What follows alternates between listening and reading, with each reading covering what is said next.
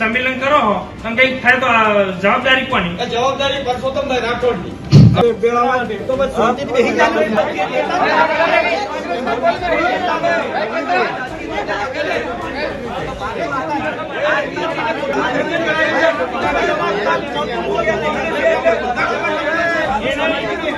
અમારા સમાજ માટે કમનસીબી છે, કમનસીબ ઘટના છે.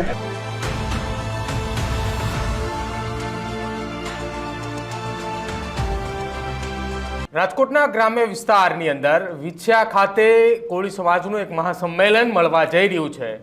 જો કે આ સંમેલનની જાહેરાત થઈ ત્યારથી વિવાદ અને વિખવાદોની વચ્ચે સતત આવી રહ્યું છે અને હવે ચર્ચાઓ થઈ રહી છે કે શું એ કોળી સમાજનું મહાસંમેલન મળશે ખરા? કેમ કે ગાંધીનગરની મિટિંગની અંદર જે દ્રશ્યો સર્જાયા તેના થકી હવે એ ચર્ચાઓ થઈ રહી છે કે શું કોળી સમાજના મહાસંમેલનની અંદર જે દાવાઓ થઈ રહ્યા હતા કે 1 લાખની જનમેદની ઉપસ્થિત રહેશે, ત્યાં શું હવે કોળી સમાજનું મહાસંમેલન થાય તેવી શક્યતાઓ છે ખરી? નમસ્કાર, આપ જોઈ રહ્યા છો ન્યૂઝ રૂમ ને આપની સાથે હું છું પ્રદીપ. રાજકોટના ગ્રામ્ય વિસ્તારની અંદર કોળી સમાજના આગેવાન અને આરટીઆઈ એક્ટિવિસ્ટ ઘનશ્યામ રાજપરાની જાહેરમાં હત્યા કરવામાં આવી હતી. જે મામલે કોળી સમાજના આગેવાનોએ 9 માર્ચના રોજ એક મહાસંમેલનનું આયોજન કર્યું હતું અને આ આયોજન જ્યારથી કરવામાં આવી રહ્યું છે, જ્યારથી આની તૈયારીઓ શરૂ કરવામાં આવી છે, ત્યારથી સતત ને સતત આ સંમેલન એ વિવાદોની વચ્ચે રહ્યું છે. શરૂઆતના તબક્કાની અંદર આ સંમેલનનો વિરોધ એ બોટાદથી થયો. બોટાદ બાદ ગાંધીનગર ખાતે કોળી સમાજના સમગ્ર ગુજરાતભરના આગેવાનોની એક મિટિંગ હતી અને એ મિટિંગની અંદર બાકાઝીકી થઈ ગઈ. બાકાઝીકી એટલા માટે કે સમાજના કેટલાક આગેવાનો અને સમાજના યુવા આગેવાનોની વચ્ચે ઉગ્ર બોલાચાલી થઈ અને ત્યારબાદ બંને એકબીજાની સામસામે આવી અને આક્ષેપો કર્યા.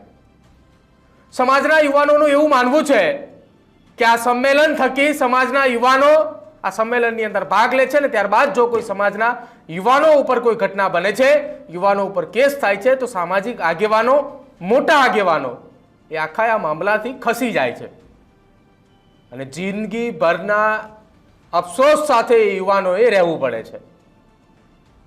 જો કે બીજી તરફ રાજુ સોલંકી એ સ્ટેટમેન્ટ આપ્યું હતું કે આખા આ સમાજના આંદોલનનું, સમાજના સંમેલનનો વિરોધ એટલા માટે કરવામાં આવી રહ્યો છે કે વિછિયાની અંદર આ સંમેલન ના મળે.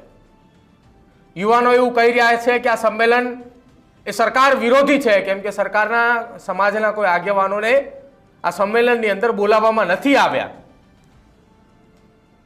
અને ખાસ આ સંમેલન કુંવરજી બાવળિયાના વિરોધમાં છે તેવું યુવાનો માની રહ્યા છે અને એટલા માટે જ ક્યાંક આ સમાજના યુવાનો વિરોધ કરી રહ્યા છે. હવે સવાલ અને ચર્ચા એટલા માટે થઈ રહી છે કે શું આ સંમેલન મળશે ખરા? કેમ કે હવે આ સંમેલન મળવાને લઈને પણ એક ક્વેશ્ચન માર્ક એટલા માટે લાગી ચૂક્યું છે કે જે ગાંધીનગરની અંદર વિરોધ થયો હતો, શું એવો વિરોધ વિછિયાની અંદર પણ થશે ખરો? સાંભળો એકવાર એ બંને પ્રતિક્રિયા.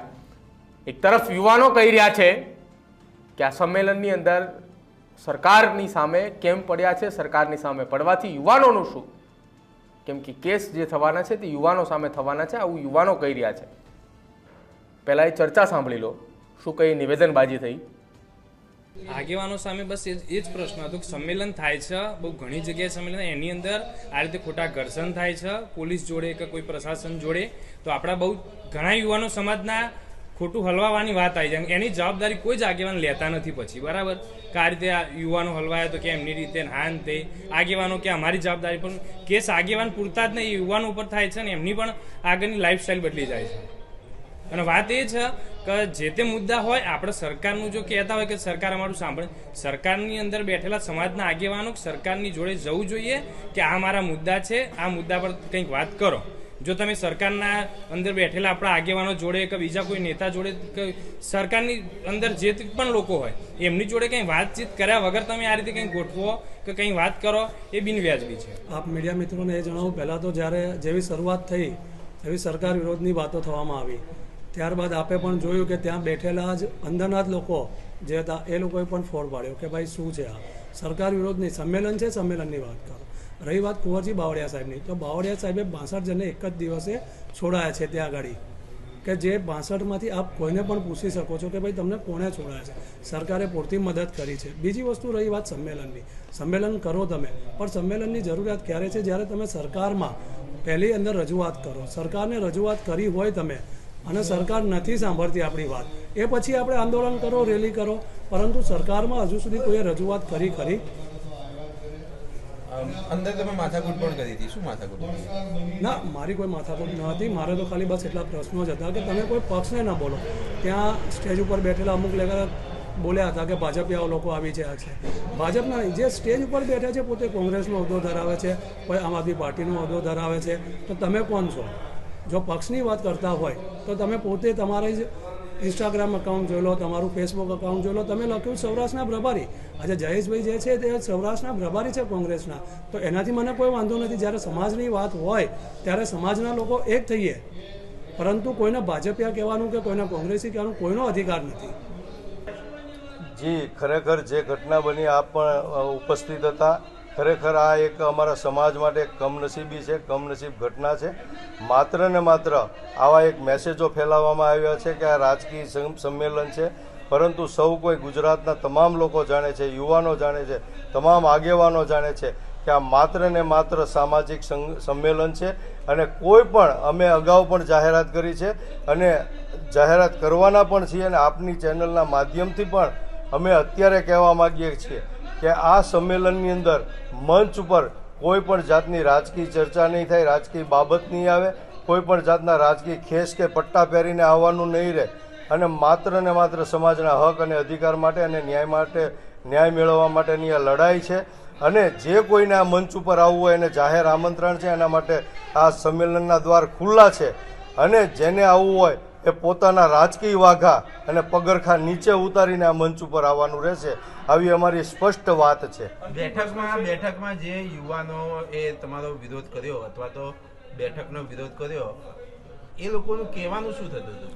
એટલે એ લોકોનું કહેવાનું એવું થતું હતું કે ભાઈ આ જે સંમેલન થાય છે, આ સંમેલનમાં કોઈ અઘટિત ઘટના બને, જેવી રીતે વિછિયામાં બની એવી ઘટના બને તો એના જવાબદાર કોણ? તો એ તો સીધી વાત છે, જે આયોજકો છે એ જ જવાબદાર છે. અમે લોકો આયોજક છીએ. જે કાંઈ ઘટના બનવાની છે એના આયોજકો અમે બધા છીએ, એના બધાના નામ છે. એના નામે પોલીસ પરમિશન હોય, એના નામે પ્રશાસનની પરમિશન હોય. સ્વાભાવિક છે, જે લોકો આયોજક છે એના નામે એની જ જવાબદારી બનતી હોય. પરંતુ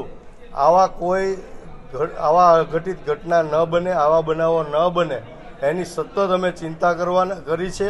અને એના માટે પણ અગાઉથી અમે મેનેજમેન્ટ કર્યું છે, પ્લાનિંગ કર્યું છે, રણનીતિ કરી. તો આ ચર્ચા હતી કોળી સમાજના યુવાનોની. હવે આખી આ ઘટનાની અંદર મહત્વની વાત એટલા માટે કરી રહ્યા છીએ કે સંમેલન મળશે કે કેમ.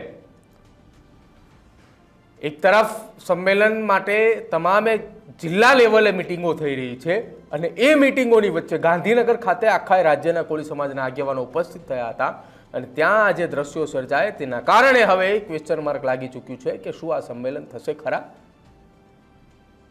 એક તરફ વિછિયાની અંદર એ તમામ તૈયારીઓની શરૂઆત કરી દેવામાં આવી છે, અને જો વિછિયા ખાતે આ પ્રકારની ઘટના બને તો એનો જવાબદાર કોણ?